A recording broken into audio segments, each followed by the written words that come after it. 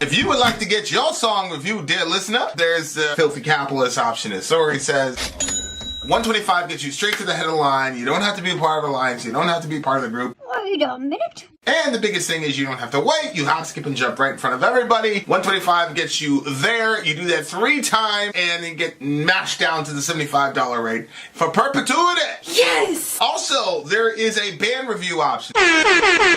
So if you've got a band and you're trying to get your band some exposure, hit me up at vinsori@gmail.com, and I'll show you the details about how to pull that off. You can also jump on Patreon, and there is a option on the tiers to be able to get your band reviewed. Yep. Obviously, we can't lie to you, so we can't guarantee a positive review. Get what you get. It's just rubbish. Rubbish. Rubbish. That's British for garbage. My favorite is the community option. $1 at the gate gets you in a Patreon. You get to join an alliance. The alliance joins their points together, and that helps determine what songs that we do. The alliances hang out on Discord. Message me on Patreon to get the link. And they do all kinds of other cool things. They do Minecraft, Dungeons and Dragons. Yeah. It's really a community within the community. Anybody can go in the village, facebook.com/Vin and Sori. There's 160,000+ people on the channel. What's cool about the Discord is that it offers a real opportunity for community connection, friendship, that type of thing. And it's on Discord, so if you're not a Facebook person, it's for you. You start off at $1. Right. Plus you get exclusives. Sori and I are working on a song.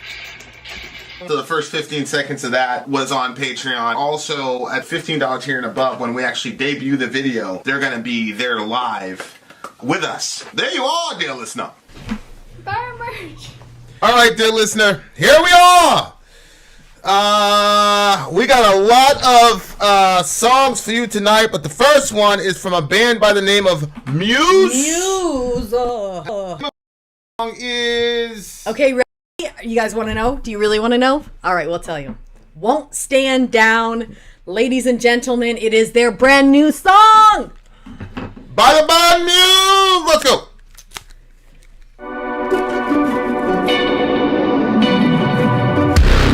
I never believed that I would concede and let someone trample on me. You strung me along, I thought I was strong, but you were just gaslighting me. I've opened my eyes and counted the lies, and now it is clearer to me. You are just a user and an abuser, living vicariously.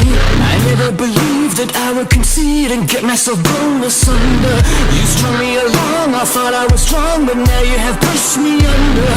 I've opened my eyes and counted the lies, and now it is clearer to me. You are just a user and an abuser, and I refuse to take it.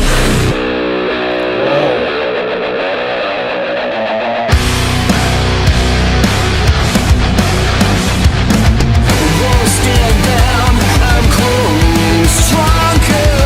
Won't stand down, I'm old no longer. Won't stand down, you've used me for too long. No time.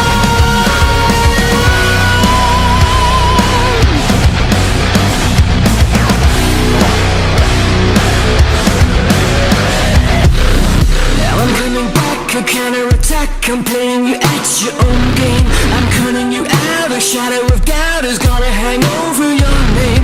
I've opened my eyes, I see your disguise, I will never see you the same. I know how to win before you begin, I'll shoot you before you take aim. Now I'm coming back, a counterattack, a psychological war. I'm cutting you in, I'm under your skin, now I'm gonna settle the score. I've opened my eyes, I see your disguise, I will never see you the same. I know how to win before you begin, I'll shoot you before you take aim.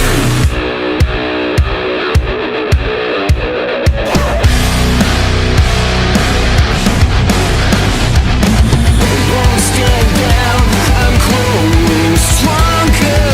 Won't stand down, I'm old no longer.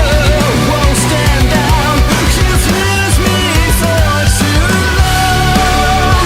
No time. Holy shit. Die alone.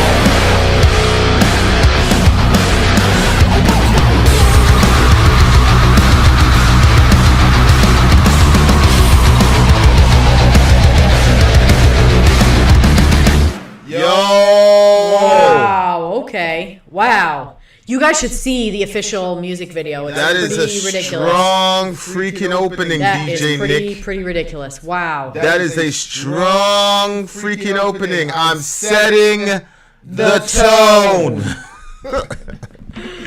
Wow. Okay. That shit was heavy. Freaky too. Yeah, so this song is about people gaslighting people and all that shit. Oh, is that what it was? He literally used Look, the term- babe, look, you didn't see him. He's going, he's like, He's ascending, I yeah. think. Yeah, he used the term gaslighting in the lyrics itself. Okay, I'm pulling up the lyrics right now. Yeah, dear Okay, listener, so- I'll post them here, dear listener, so you can see as well. Wow. This is actually a pretty, a very lyrical song, actually.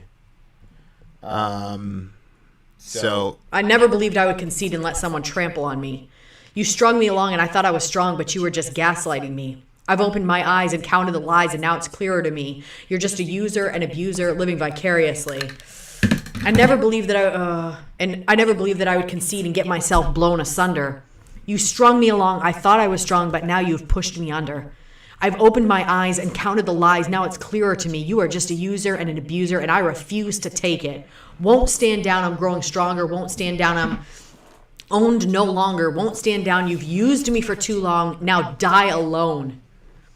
I'm coming back a counterattack. I'm playing you at your own game. I'm cutting you out, a shadow of doubt. It's going to hang over your name. Echo. Philip says there's no echo. Oh, but Nick says we are. We are. He's the boss. I just unplugged mine, plugged it back in. Let's see. Oh, wow. For the 100th You know what? time, epic echo. I think that this is... Wait a minute. Did we figure out the echo? Are we good? Hello? Is there still an echo? We'll learn in a second. We'll learn in a second. I think this is a really good song. Well, we're not God, but I think he meant to say we're good. He said you're God. You're good. Is that echo? Okay. We're playing your. I'm cutting you out. A shadow of doubt is going to hang over your name. I've opened my eyes. I see your disguise. I will never see you the same. Whoa. I know how to win. Before you begin, I'll shoot you before you take aim. Now I'm coming back, a counterattack, a psychological war. I'm cutting you in. I'm under your skin. Now I'm going to settle a score. I've opened my eyes. I see your disguise. I will never see you the same. I know how to win. Before you begin, I'll shoot you before you take aim. And he tells him to die alone again. Okay, whoa, wow, this is...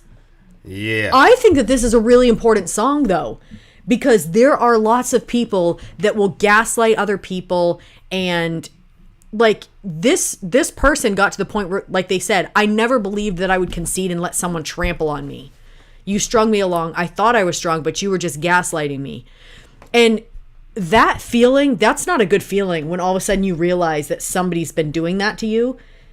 Because that's the whole thing with gaslighting, is you can fall for it for a while. And you can think that, especially if you believe that you, I'm talking about in a relationship, you know, if you believe that the person, that you and the person are the same, and that you guys are both going for the same goal, that you both want to love each other and respect each other and whatever, and then you just assume that the person is making mistakes and that they're not doing it on purpose. Mm-hmm. But, you know, like, you know, in the past, because you were friends with the person that I was with, you know, and when they were saying that they were doing stuff on purpose, like that hurt more, because it was like, wow, like, really? And that I think it hurt more because I fell for it. Like I didn't believe that the person was doing some of those things on purpose. I just thought that they were just, you know, being careless or making mistakes, or you know what I mean? Like, not that it was intentional. But you know what? That's the one thing they say, what is it in war? Never underestimate your opponent.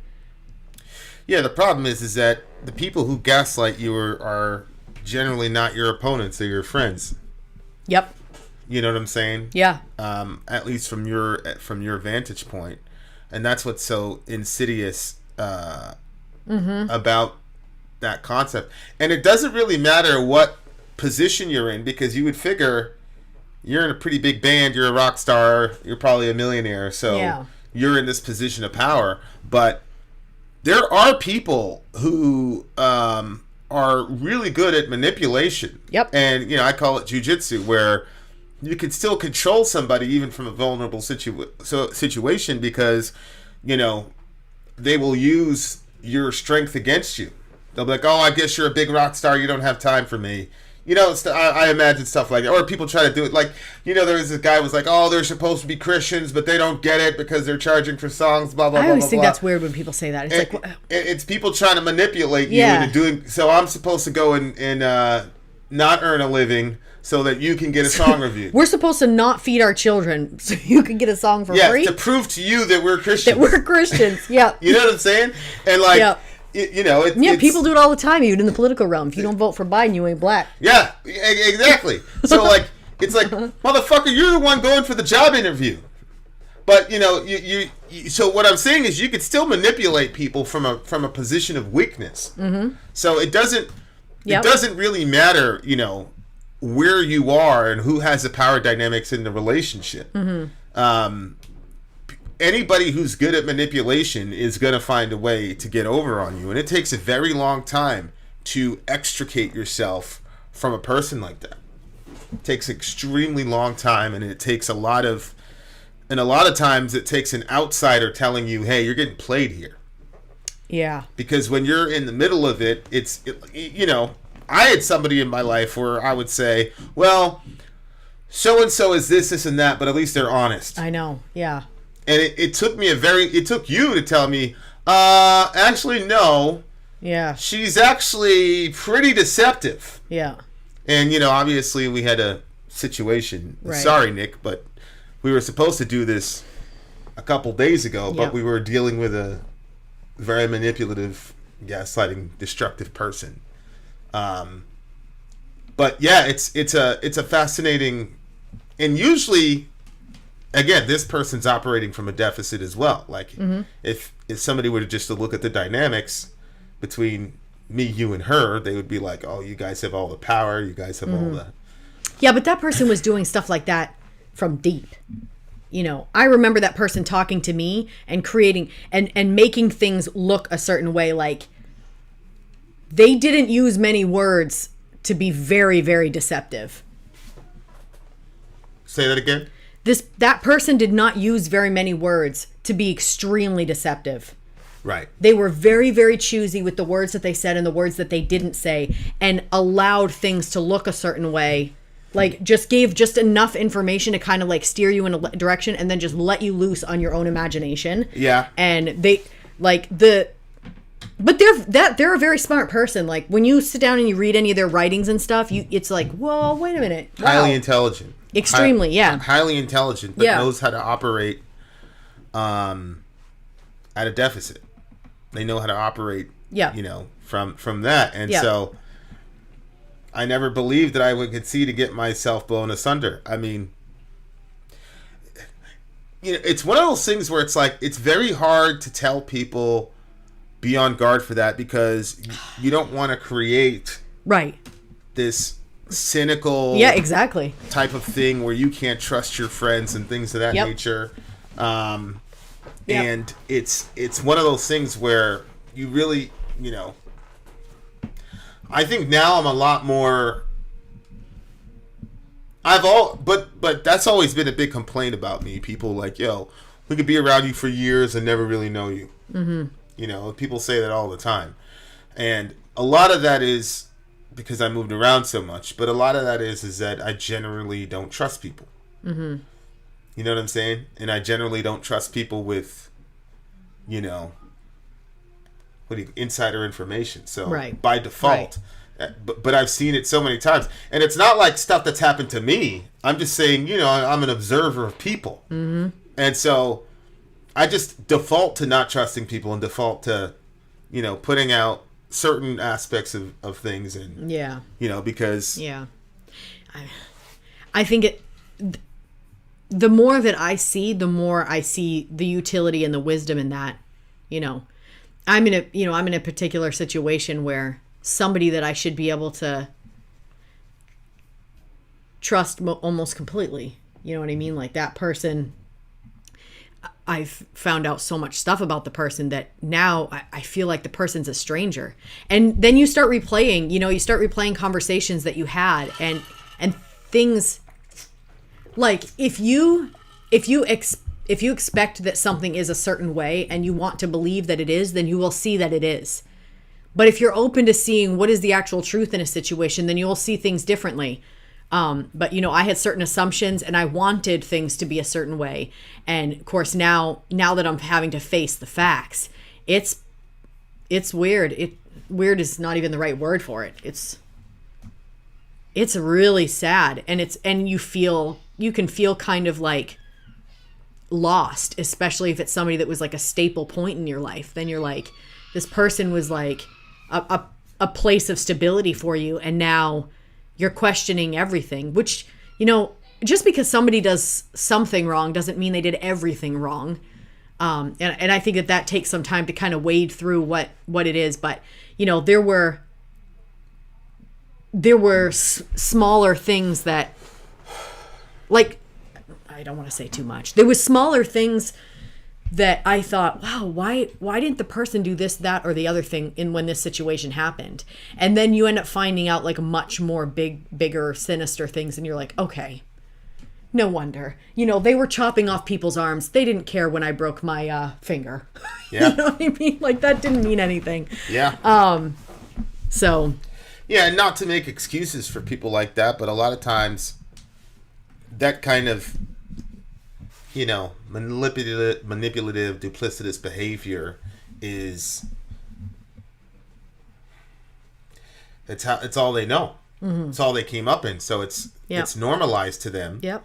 And they don't really understand why you would react and say, what the fuck? Mm-hmm. They don't get that. They don't understand. Yeah. And I think that that's something that's, got to be acknowledged. Like, I don't make excuses for anybody. But one of the things that I as I've learned is a lot of times I'm just trying to understand people, not so much, judge people in the sense of, like, I'll judge, like, is this a person that's,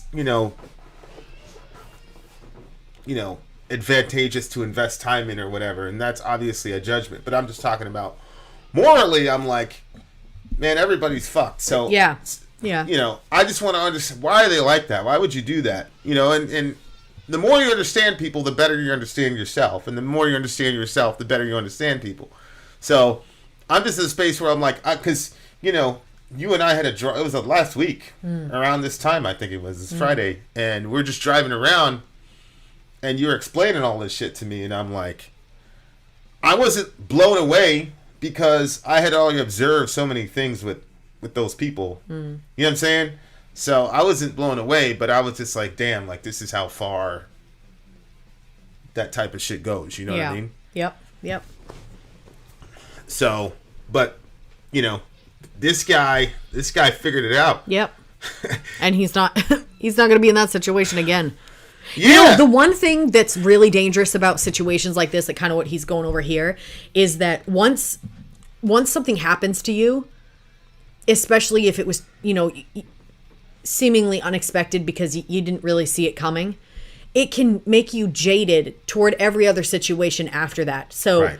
Like, and I'm still trying to work through that in my own life in a practical sense. Like, there are things that happened in my previous relationship that would never happen in this relationship. It just never would. But the mind has almost like a mind of its own, like there are certain things that fears or anxieties or whatever that can pop up that are completely unfounded and they don't have any basis in reality. But because something happened to you in the past, then you assume that behavior is going to be repeated. Especially if before the signs were there, but you didn't look at them. So then they were almost not there. So, you wonder, am I doing the same thing again? Like, am I, whatever. And then I think that you can ruin actual good relationships because he said, won't stand down. I'm growing stronger. You used me for too long. Now die alone. Like there's this, you're just a user and abuser living vicariously. it's now clearer to me. Like this sort of definitive like understanding of what the situation was, it can make you say this will never, like that person, they're going to get what's coming to them because that's over. They're not going to do that anymore. But then you can overcompensate in every other relationship after that, and you can end up causing yourself a lot of heartache because you don't want something repeated that isn't something that would have happened in the first place in the next relationship. Yeah, that's why that line is dangerous. Which one? I know how to win before you begin. I'll shoot you before you take aim. Right. Like, right. I understand for that specific person, but sometimes if you take that mentality to its extreme version of it, you can end up being an abusive person yourself by going after people, you know what I'm saying, who really don't have those kinds of intentions, but you're so hurt. And a lot of it is like wounded pride, like, oh, I can't believe I would let somebody do that to me. Yeah. Well, yeah, I mean, you know he said it at the beginning. Yeah. I thought I was strong, but you were just so that I thought I was strong, and then this happened. You know what I mean? But you gaslighted me. Right. Yeah. Right. And the thing is like, people don't understand, like, you can only take advantage of strong people. What? You can only take advantage of strong people. So, for example, if somebody takes advantage of you financially, you can only do that with somebody who has money. Yeah. You see what I'm saying? If a person says, I have to carry you all over the place, I'm tired of carrying you, you're only able to do that because you're strong enough to carry them. So, a lot of times that people feel taken advantage of, they feel like they're weak, but in reality, people look for strong people to take advantage of. And what happens is that they're playing to the strength of that person and saying, hey, you've got enough money, or you've got enough fame, or you have enough emotional resources, or you have enough physical resources, or you have enough whatever to do this extra thing for me. And they keep taking. And after a while, you find yourself being taken advantage of. But it doesn't mean you're weak. It means that there's a strength that you have that they felt that they could exploit. So that's why I said, like, a lot of it is like trying to take away the judgment aspect of it, because when you have that judgment aspect of it, you judge the person that did it to you, and you judge yourself for allowing it to be done to you. And if you take the judgment aspect away from it, and you look at it from just trying to understand them and yourself, then you get to see a clearer picture. Like, no, it wasn't that I was weak; it was that I was strong, and you have to have a certain standard of moral goodness to even be nobody thinks they can take advantage of Donald Trump. You see what I'm saying? Like, nobody believes that they could financially tell a sob story and take advantage of Donald Trump. You see what I'm saying? Because of our moral assumptions about him. You see what I'm saying? Or yeah, that's an interesting point. Yeah. So, like, you have to be a certain kind of strong and a certain type of good person, or perceived to be such, in order to get taken advantage of in the first place. Yeah. But because we're so busy looking to judge the person who did it, and then ostensibly judging ourselves, we don't see the big picture about it. Yeah. So that's the difference, I think. Yeah. But yeah, really, really good song. Love the this riffage. one's a 9.8 for me. I really liked it. It was heavy. I liked the music video. Actually, 9.9. 9.9. Well, I thought it was a good song lyrically. Sonically, it was kind of a little bit predictable, but it was still a good song to jam to. So it's an 8.8 for me. 8.8 and a 9.9. But it was a very strong opening. Holy smokes. Yeah. Very, very strong opening by the band Muse. Check it out, losers. Listen, we got this is a mega stream, right? Yep. Put a mega stream mega stream. This is a mega stream, so sit where you are. DJ Nick gives it a 9.5. So there you are. We're coming right back with another jam. If you're in regular YouTube world, sorry. We're going to have to check you on the other side of 3 p.m. or 7 p.m. Eastern Standard Time. Vin out. Sori out. Gone.